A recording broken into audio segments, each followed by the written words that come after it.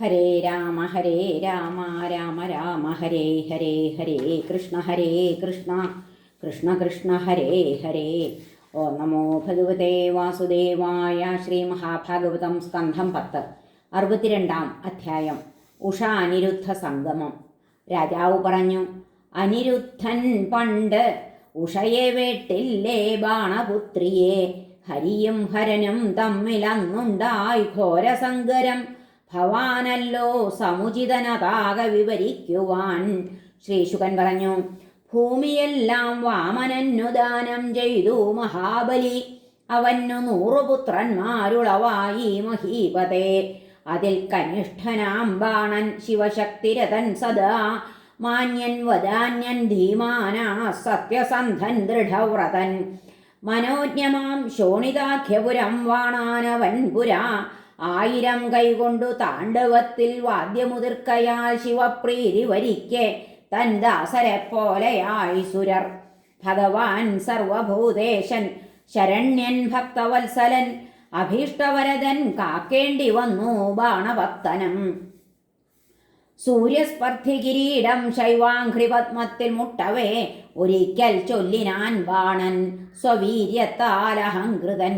നമിപ്പേൻ നിന്നെ ഞാൻ ദേവ ലോകേശ്വര മഹാഗുരോ. സർവാഭീഷ്ടങ്ങളും കാമിക്കരുളും കൽപ്പവൃക്ഷമേ. മഹാഭാരം എനിക്കങ്ങു തന്ന കൈകളൊരായിരം. അങ്ങല്ലാതില്ല മുപ്പാരിൽ എനിക്കൊരെതിരാളിയും. ചൊറിയും കൈകളാൽ പർവ്വതങ്ങളെ പൊടിയാക്കി ഞാൻ. ദിഗ്ഗജങ്ങൾക്കു നേരെ കൈവീശുമ്പോൾ അവ പാഞ്ഞുപോയി. ഭഗവാൻ ക്രുദ്ധനായി, നിന്റെ കേതു പൊട്ടുന്ന നാളൊരാൾ വന്നെതിർക്കും. നിന്റെ ദർപ്പമടക്കും മൂഢ മത്സമൻ. ചിരിച്ച ദുർബുദ്ധിയുടൻ സ്വഗൃഹം പൂകിനാൻ നൃപ. ഹരനിർദ്ദിഷ്ടനെ കാത്തിരുന്നാൻ തന്നാശകാരിയെ. കണ്ടുകേട്ടറിവില്ല സുന്ദരനാം അനിരുദ്ധനിൽ.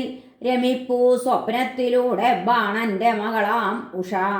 ഉണർന്നപ്പോൾ തോഴിമാരൊത്തവനില്ലെന്നു കാണുകയാൽ കാന്ത നീ എങ്ങ് എന്നുറക്ക കരഞ്ഞേ പോയി ലജ്ജിത.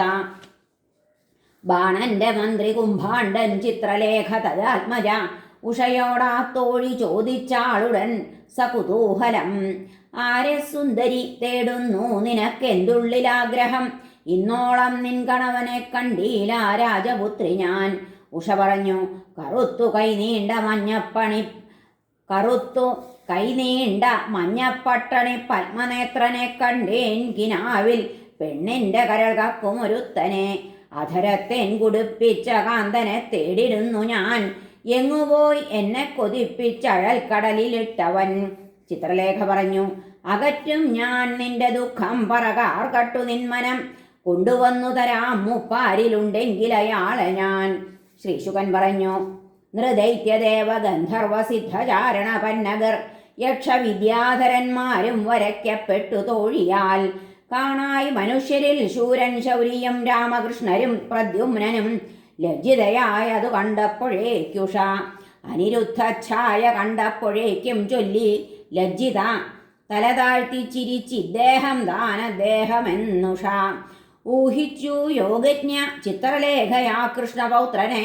കൃഷ്ണൻ വാഴും ദ്വാരകയിൽ ചെന്നെത്തി വിണ്ണിലൂടവൾ.